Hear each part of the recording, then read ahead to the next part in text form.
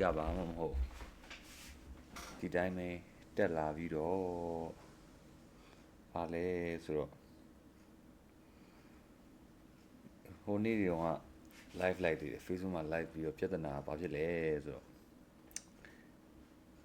TikTok မှာတင်တဲ့ဗီဒီယိုတွေကိုတစ်ခုနှစ်ခုတော့ကိုစပြီးတော့ Facebook မှာတင်ကြည့်လိုက်တယ်ဗျာတင်ကြည့်လိုက်တော့ဟိုဟာက online ကဟိုဘယ်လိုပြော online တော့ဖြစ်တယ် Facebook တင်ကဘာမှမပြောစာတန်းပို့ okay fine နေဆိုပြီး monetization တွေလည်းပေးတယ်ဆိုတော့ပုံမှန်တိုင်းပဲဖြစ်နေတယ်ဆိုတော့အဲ့နဲ့ TikTok မှာငါလို့ content တွေနိုင်စဉ်းစားကြမလို့တော့ TikTok ကဟာတွေကိုဒီမှာပြန်တင်လိုက်ရပြီဆိုပြီးဟိုဘက်မှာတင်လိုက်ဒီဘက်မှာတင်လိုက်ခက်တီတီနဲ့လို့တစ်လားလောက်တင်လိုက်တာတစ်လားလောက်တင်လိုက်တဲ့အချိန်မှာဘာဖြစ်သွားလဲဆိုတော့ monetization တွေပွင့်တယ်အစင်းလည်းပြည့်တယ်သူတို့ဖိနေနေမှာဟိုတနေ့ကမှ Facebook က AI က detect ဖြစ်သွားတယ်ပေါ့နော်တွေ့သွားတယ်ဒါဟိုဘက်မှာတင်ပြီးသားဟာတွေတင်နေပေါ့ copyright နဲ့ဘာညာနဲ့ဆိုပြီးတော့ကျွန်တော်အဲ့လို music တွေလည်းအဲ့တိုင်းပဲ edit လည်းဘာမှမလုပ်ဘဲနဲ့ TikTok ကဟာအတိုင်းပဲတင်လိုက်တာပေါ့ဆိုတော့သူကအကုန်လုံးဟို issue တစ်ခုဖြစ်သွားတာပေါ့နော် issue တစ်ခုဖြစ်ပြီး monetization ထိ react ချလိုက်တဲ့အပြင်ဥမာနောက်တစ်ခုကဘာဖြစ်လဲဆိုတော့ဒီကလာမှာကျွန်တော်ကတေချာဒီလီလာထဲမှာရှီလာပွဲတွေပါရှိအောင်မှာကျွန်တော်တို့တငယ်ချင်းတွေနဲ့ team လေးပြန်လုပ်ပြီးတော့ Facebook မှာတေချာပြန်သုံးပြတယ် production team လေးပါလေနဲ့ဓာတ်ပုံတွေနဲ့တင် live လေးလုပ်ပါလုပ်ညာလုပ်နေ streaming နဲ့လုပ်တဲ့အခါကျတော့ follower တိုးလာလည်းပါအဲ့အချိန်မှာ Facebook ရဲ့ AI ကလို့ follower တွေကိုအပြင် website ကဝယ်လိုက်လို့တိုးလာတယ်ဆိုပြီးတော့သူကမှတ်လိုက်တာဆိုတော့ script ဟိုမှတ်လိုက်တာပေါ့နော် AI ကအဲ့လိုပြင်ကနေပြီးတော့ audience တွေ follower တွေဝယ်တယ်လို့ဆိုပြီးတော့ monetization နဲ့ pay react လည်းချလိုက်တာ8လစောင့်ရမယ်ဆိုတော့မဟုတ်ဘူးလို့ဘာမှလည်းမဝယ်ဘူးဆိုတဲ့အကြောင်းပြန်ပြီးရှင်းပြတာလူတွေရှုပ်တာနဲ့အဲ့လို Facebook မှာအမကူဟိုလောက်လဲတိတ်ပြီးတော့ react ကရောက်မှာမဟုတ် post တွေတင်နေဒီ live တွေလုပ်လဲ react ကသူတို့ပေးမှာမဟုတ် reach တွေလည်းရောက်မှာမဟုတ်သိပြီအဲ့တော့မနေ့ဖန်ကြာရင်တော့ YouTube မှာစပြီးတော့ streaming လုပ်မယ် YouTube channel လုပ်ထားတယ် YouTube channel ကျွန်တော် post တွေတင်ထား YouTube channel ကိုလာခဲ့ဆိုမနေ့ဖန်ညနေ4နာရီလောက်တော့ကျွန်တော် YouTube channel မှာ test run စပြီးတော့ streaming လုပ်ကြည့်မယ်ပေါ့နော်လိုချန်ကေးတယ်ဟုတ်တယ်မင်္ဂလာပါဦးစောအမေမြတ်ဟုတ်တယ်လို့ဟုတ်တယ် script ဖတ်တာကဟိုပါပေါ့director 3ယောက်ကိုနာကြီးရဲ့ကိုအဲလေးရဲ့ကိုမောင်သားမြင့်3ယောက်ရိုက်ထားတဲ့ရုပ်ရှင်3ကားပေါ့နော်3ကားတော့ရုပ်ရှင် feature film လည်းမကြဘူး short film လည်းမကြဘူးတကားမိနစ်40 45မိနစ်လောက်ရှိတယ်ဆိုတော့အဲ့ဒါမျိုး3ကားပေါင်းကိုကျွန်တော် feature တကားစာ omnibus လိုမျိုးပေါ့ဗျာ3ကားဟိုမှာရုပ်ရှင်တကား duration စာနဲ့ခေါင်းစဉ်တစ်ခုပေါ့အဲ့အောက်မှာကျွန်တော်တို့ခေါင်းစဉ်3ခုနဲ့ပေါ့နော်အဲ့လိုရုပ်ရှင်တကားစာထုတ်မှာဆိုတော့အဲ့ဒီကောင်ကအခု production ကာလအကုန်ပြီးသွားပြီ production ကာလပြီးသွားပြီးတော့အခုပေါ့post production ပေါ့နော် edit set တာတွေအတန်းလောက်တာတွေဘာတွေလုပ်နေပြီဆိုတော့တချို့ကားတွေဆိုရင်ကာလာတော့ကိုင်နေပြီဆိုတော့ကျွန်တော်ထင်တယ်မိုးကုံသွားရင်တော့အဲ့ဒီကားတွေကနိုင်ငံတကာမှာလိုက်ပြနိုင်လိမ့်မယ်ကျွန်တော်တို့တနေ့ရင်တော့ဒေါ်လာကားတွေလို့ဒီကားတွေကဒေါ်လာယူတော့ဦးမတည်ဘူးဒါပေမဲ့ဒေါ်လာကျိုးရောပါနေမှာပဲလေကျွန်တော်တို့ဘယ်ပဲနုပညာပဲလုပ်လို့တချင်းပဲရေးကြပြပဲရေးရုပ်ရှင်ပဲရိုက်ကတော့ဒီလက်ရှိဖြစ်နေတဲ့လောကကြီးဖြစ်နေတဲ့အကြောင်းအရာတွေကမတွေ့ဖြီးသွားလို့မရဘူးဆိုတော့ကျွန်တော်တို့ကြောယူမှာတော့ဒီဒေါ်လာရင်းနဲ့ပတ်သက်တဲ့အကြောင်းအရာအနည်းချင်းကတော့ပါနေမှာပဲဆိုတော့အဲ့နဲ့ပတ်သက်တဲ့အကြောင်းအရာလေးပေါ့နော်အဲ့နဲ့ပတ်သက်ပြီးတော့မှကျွန်တော်တို့ရဲ့ဒီ entertainment ဖြစ်မဲ့ကားတွေပေါ့ကျွန်တော်တို့အရင်တော့ဒေါ်လာကြီးကားတွေကြီးပဲရိုက်ခဲ့တယ်ပေါ့နော်ရိုက်ခဲ့ရတယ်ပြီးတော့အချိန်ကြီးကြောင်းကျွန်တော်တို့ feature ရိုက်ချင်တာပေါ့ဆိုတော့ဒီဘက်ပိုင်းရောက်လာတဲ့ခါကျတော့ကျွန်တော်ရှေ့တုန်းကပြင်ဆင်ထားတဲ့အရာတွေနဲ့ကျွန်တော်တို့ကိုယ်ပိုင်လုပ်ချင်တဲ့ feature film ရိုက်ဖို့အတွက်ကိုတော့ဥတည်နေရပါတော့เนาะတစ်ချိန်ကျရင်တော့ကျွန်တော်တို့တွေတော့တကယ်ဟိုဒီဘက်နိုင်ငံနေနဲ့လည်းဥပဒေနဲ့အညီဖြစ်တဲ့ production တစ်ခုကိုထောင်ပြီးတော့ကျွန်တော်တရားဝင် entertainment အနေနဲ့ရော production အနေနဲ့ရောလုပ်ကြမယ်လို့ကျွန်တော်တို့စူးစမ်းနေတယ်ဆိုတော့ကျွန်တော်တို့အဓိကကျွန်တော်တို့ရက်မနေဘူးဆိုတဲ့အကြောင်းအကုန်လုံးပြောချင်တာသိတယ်မလားကိုလူတွေရောကိုဘက်ကမဟုတ်တဲ့လူတွေမှာရောကျွန်တော်တို့ပျောက်သွားစေချင်တာလေနော်ကျွန်တော်တို့ပျောက်သွားစေချင်တာဒီကောင်လေးစုပ်ပြက်ပြီး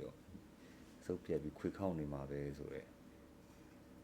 နေမျောလင်းချက်ကြီးနဲ့ကျွန်တော်ကြည့်နေအောင်ကျွန်တော်စုပ်ပြတ်အောင်ကိုယ်လည်းမခွေခောက်ပါအောင်ကျွန်တော်တို့မရက်နေဘူးဆိုတော့ဆက်သွားနေတယ်ဆိုတဲ့အကြောင်းကျွန်တော်ဆက်ပြောကြမယ်နော်ကျွန်တော်မင်းသားမလို့ဘူးမင်းသားတော့တမင်းငတ်အခုတော့တော့ငတ်နေအေးကုစောအေး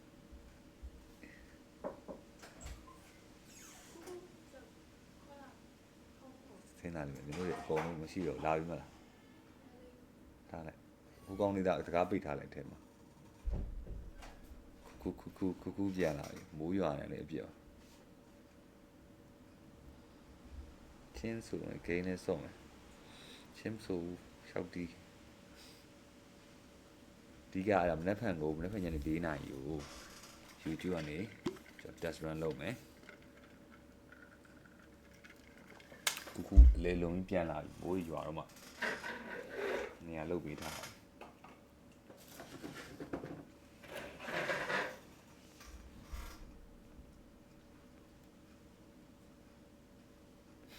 โอเคပါကျေးဇူးပါ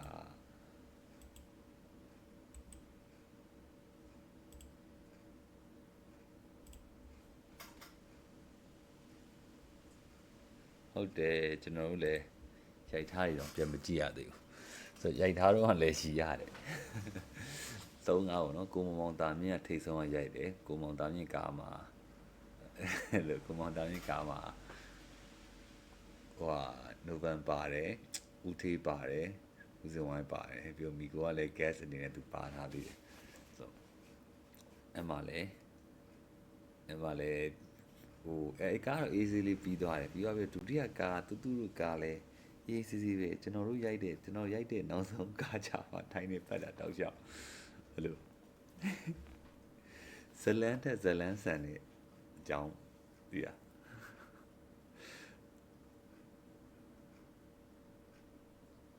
ဘာလဲဆိုတော့ဘာလဲဟောအဲ့ရှူတင်ကန်ကောင်းတာအဲ့နေ့ရှူတင်မရှိဘူးရှူတင်မရှိတဲ့နေ့မှာရှူတင်ကဝီလီယံပေါ့နော်ကျွန်တော်ညီဝီလီယံကသူနဲ့နောက်တစ်ကောင်နဲ့စိတ်ကြီးဆိုတဲ့ကောင်တွေဟာလမ်းမှာပြောဆက်ပြောမှန်းတယ် comment နောက်မှဖတ်တော့ YouTube နဲ့ Facebook နဲ့ YouTube ဘယ်ကြည့်ရင်ဘယ်ကြည့်တော့မသိဘူးကျွန်တော်လည်း YouTube တစ်ခါမှ live ကတော့အခုမှစမ်း live ကြည့်ပါဆိုတော့ပြောမှန်းတယ်အဲ့ဝီလီယံအဲ့ဒီမနေ့ကဒီကောင်လမ်းမှာ1000ကောက်ရပတ်စံ1000ကောက်ရဘတ်1000ကောက်ရဒီကောင်ကပျော်ပြီးလာ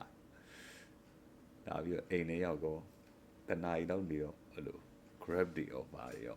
grab မောင်းတဲ့လူတွေရောအဲ့လို undercover တွေပေါ့နော်စုံတော့ပဲဖြုတ်သွားတယ်ရဲတွေပေါ့နော်ရောက်လာပြီဒီကောင်အဲ့လိုစစ်ကြအဲ့ပြီးလူကားနောက်ကနေလိုက်လာကြကားနံပါတ်နဲ့ဒီကားနံပါတ်ဘယ်သူပိုင်းလဲပါလဲဆိုအခါဖြစ်နေတာ CCTV ကြည့်လိုက်ပါလဲဆိုတော့အဲ့တထောင်အားတဲ့ဒီက big boss ပေါ့နော်ရဲချုပ်ကတထောင်အောင်နဲ့အဲ့တထောင်ရဲချုပ်ကပတ်စံတထောင်ပြောက်သွားပတ်စံတထောင်ပြောက်တော့လမ်းမှာကြားပြောက်သွားကြားပြောက်သွားပြီးတော့ရှင်းချင်တော့အဲ့ကြောက်ရောက်တော့ကောက်လာတာကျွန်တော်ကောင်တွေဖြစ်အဲ့ကောင်တွေကတထောင်ကောက်လာပြီးခေါင်းနဲ့တထောင်ရရသူပြောလာဆိုရဲချုပ်ကသူကလည်းဆရာကြီးကလည်းသူကရဲစခန်းမှာသူစခန်းမှာပေါ့နော်ဆရာကြီးကသူကမင်းတို့ဒီပတ်စံမှာမရှာနိုင်ဘူးတို့အလုံးမလုံးကြနေတော့ဆိုပြောလိုက်တော့အကုန်လုံးကစုံနောက်တွေရောပါရောအကုန် CCTV ကြည့်ပြီးတော့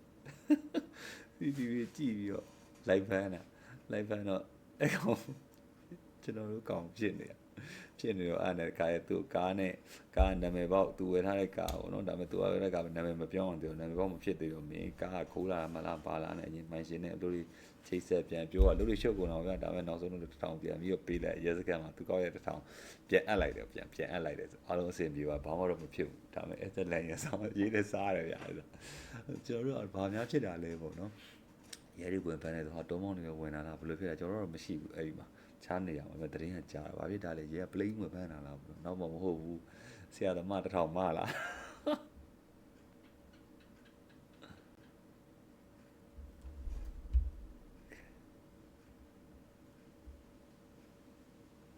Yo umode 2 inch ဆိုင်2 inch ရှေ့ကံရံငုံရရင်ဖိုးတုတ်အေးပေါ့ဘူနာကြီးနဲ့စကားပြောတဲ့ခါကျတော့သူ character တွေယာထားတဲ့နေရာမှာကျွန်တော်တို့ဖိုးတုတ်ဖြစ်မယ်လို့တော့ပြောတယ်ဆိုတော့အဲကားတော့လည်းနှမျိုးပို့ကောင်းတယ်ပေါ့နော် ကိုဗစ်ဖြစ်ပြီးတော့အာဏာသိမ်းတာပဲဆိုကိုဗစ်မဖြစ်ဘူးဆိုရင်တော့အကားရိုက်ပြီးတော့လဲပြေးရမှာပဲအာဏာတော့သိမ်းပါပဲကိုဗစ်ဖြစ်မဖြစ်တော့ဆိုဟုတ်တယ်ဖိုတိုအနေနဲ့တော့ရိုက်ဖြစ်ဖို့ကြိုးစားကြရပါတော့ဒါပေမဲ့အကားရိုက်ဖြစ်သွားရင်တော့လည်းကောင်းပါတယ်အမှတ်တရရောဖြစ်မှာကောင်းရတယ်ဟုတ်တယ်စားရအစားကြီးလို့အေးတာလီဘန်easy ပဲ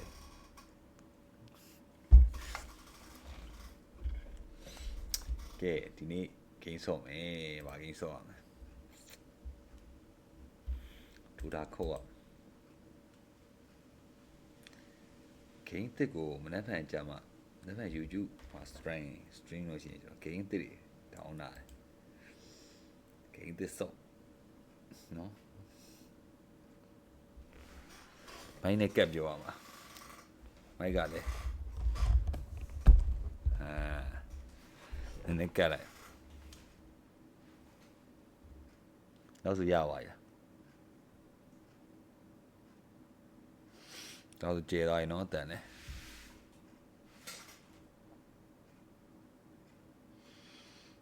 တောင်းနဲ့တွေ့ရပါတယ်တောင်းနဲ့ကူလည်းတွေ့နေရတယ်ဒီကောင်တွေက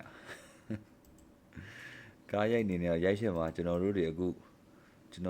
န်လုံးအလုပ်တူလုပ်ကြဖို့အတွက်ကိုကြိုးစားနေကြရတယ်ဗျာကျွန်တော်တို့အကုန်လုံးကျွန်တော်တို့မှာရှိတဲ့ဒီဘက်မှာရှိတဲ့အင်အားတွေပေါ့နော်ဒီဥဆောင်အများကြီးလည်းပါမလာကြဘူးလေဘာမှမပါလာပဲရှိတဲ့အင်အားတွေတော့ကျွန်တော်တို့ရအောင်တော့ပထမတစ်လမ်းလှမ်းလိုက်ပထမတစ်လမ်းလှမ်းပြီးတော့ကျန်တဲ့ခြေလမ်းတွေကတော့ညံသွားမှာပါ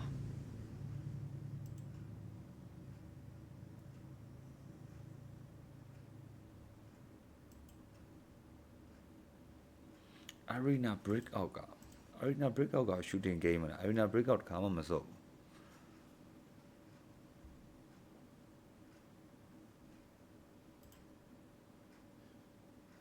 မိကိုနဲ့စော့လို့မရမိကိုနဲ့စော့ကိုကြိုးစားသူ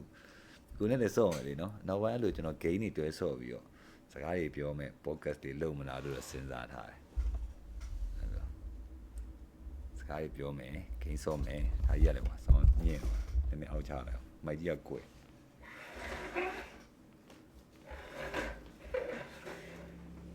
ကိုမလာသေးဘူးအဲ့မျိုးတော့လုံးနေဟယ်လိုအတန်းတိုးရလား